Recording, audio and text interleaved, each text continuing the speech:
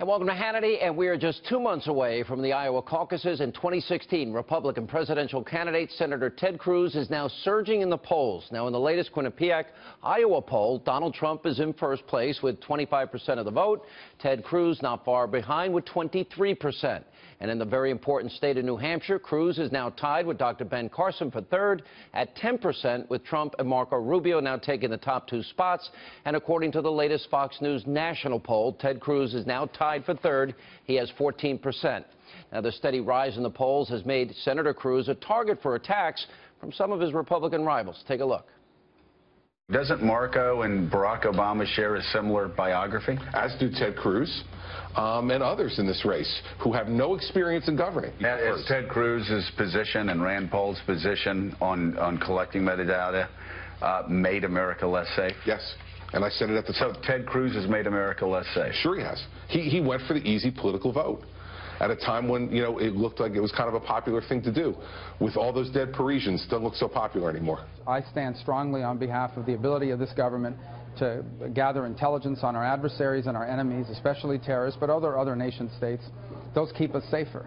And there are Republicans, including Senator Cruz, that have voted to weaken those programs. That's just a part of the record. It's nothing personal. I think Cruz is going to have to hit me because, you know, he's a nice guy. He's been so supportive. Everything I said, he supported. Every single thing I said. And he's been so supportive, but at some point he's going to have to hit me, right?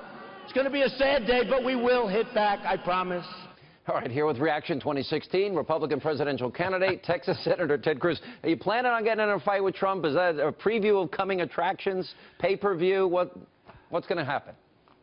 You know, we are focused on what we've been doing from day one of this campaign, which is building a conservative army on the grassroots. And what's so encouraging, listen, the reason why people are throwing rocks and we're taking shots from all directions is because the energy and momentum we've got, Sean, is incredible. You know, I just got back from a 3-day barnstorming tour through Iowa. We went to 16 counties in 3 days, had standing room only crowds everywhere we went.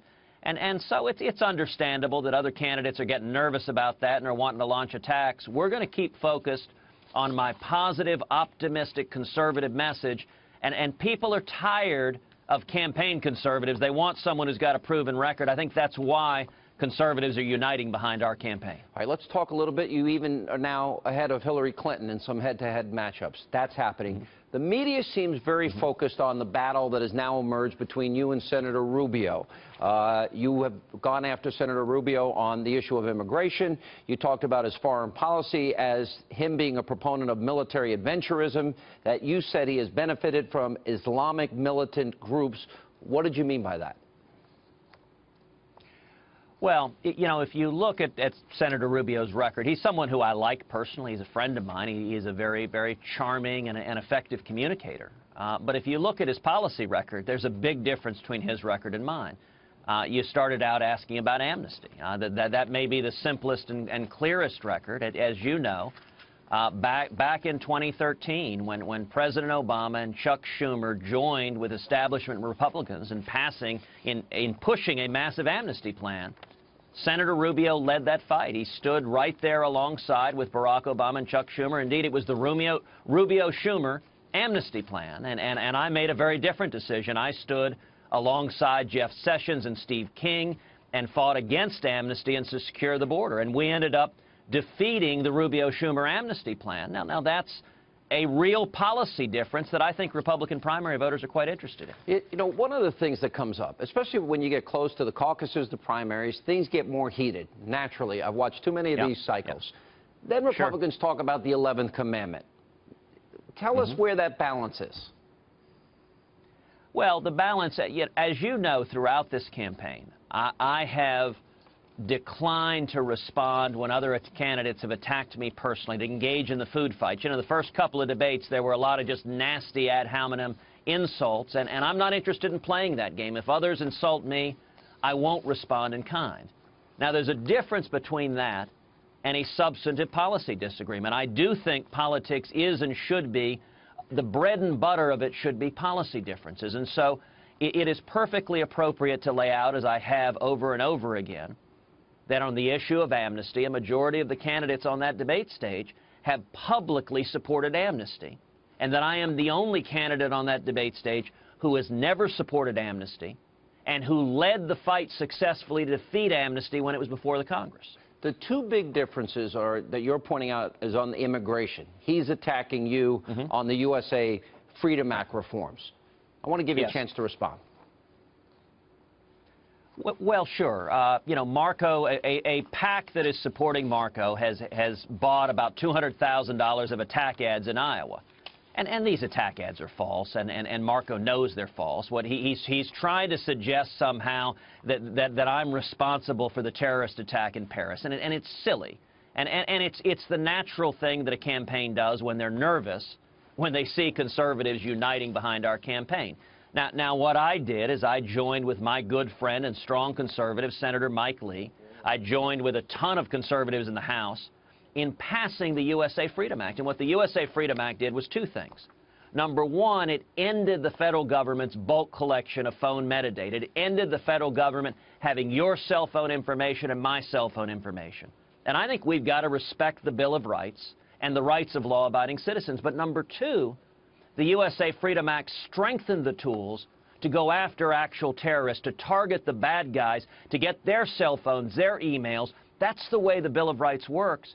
And you know, Marco knows that, but at the end of the day, the position that he's advocating is he thinks we'd be safer if the federal government seized your phone records and mine. I don't think that's right. And at the end of the day, the intelligence agencies told Congress the USA Freedom Act expanded their ability to target the bad guys. And yet, Marco's, let me ask you this. The super PAC supporting Marco doesn't want to acknowledge that. You know, we see what happened in Paris, and the president actually said that those types of attacks only happen in America. Perhaps he forgot what just happened and forgot Charlie Hebdo. But, you know, during a joint press conference with President Holland, he actually said, the president, that this climate change summit will be a rebuke to terrorists. He also said there's no tougher issue that he can think of than climate change. Let me play part of this. Yep. Next week, I will be joining President Hollande and world leaders in Paris for the Global Climate Conference.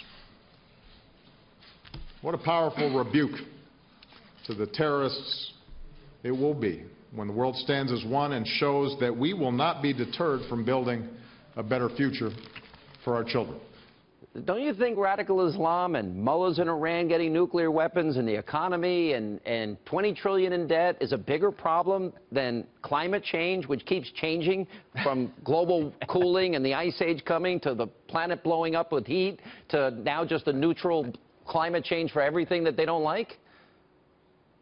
Well, Sean, of course it is. And you know, that statement, it's gotten to the point now where President Obama, Saturday Night Live can't even make fun of him anymore because he says the most ridiculous things. This is a president who thinks the SUV in your driveway is a greater threat to this country than radical Islamic terrorism. In fact, he's not even willing to utter the words radical Islamic terrorism. And we need a president who will stand up and defeat ISIS, utterly destroy ISIS.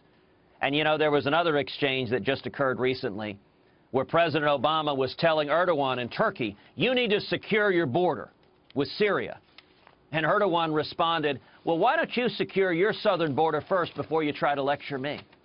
And I got to say, maybe for once in the history of all time, I agree with Erdogan on that President Obama is allowing an enormous security vulnerability to this country by not securing the southern border. And that's why I've been leading the fight to secure the southern border. And I'll tell you, Sean, if I am elected president, we will secure our borders. We will keep this country safe from terrorists. We will not be allowing in tens of thousands of Syrian Muslim refugees. Our top priority will be the safety and security of American citizens. Did you hear Marine General Joseph Dunford, the chairman of the Joint Chiefs of Staff, saying we have not contained ISIS? By the way, even Dianne Feinstein said it. The president said they were contained the day before, hours before the Paris attacks. Not only did he say they're not contained, but they're growing. So how could the president be so wrong and Dianne Feinstein and the chairman of the Joint Chiefs saying something totally different? Because it's out of control political correctness. They don't acknowledge that the problem even exists. I mean, when the president stands up and says the Islamic State isn't Islamic, look, that's just nutty. I mean, that's not even school children can figure that out. They've declared their intention to create an Islamic caliphate and to forcibly convert or murder any infidels that don't adopt their radical Islamism. And because the president won't acknowledge it, as he put it, he doesn't believe in American leadership or America winning. He doesn't have time for that. I got to say, FDR and JFK and Ronald Reagan were spinning in their graves to hear a president say he doesn't believe in American leadership or America winning.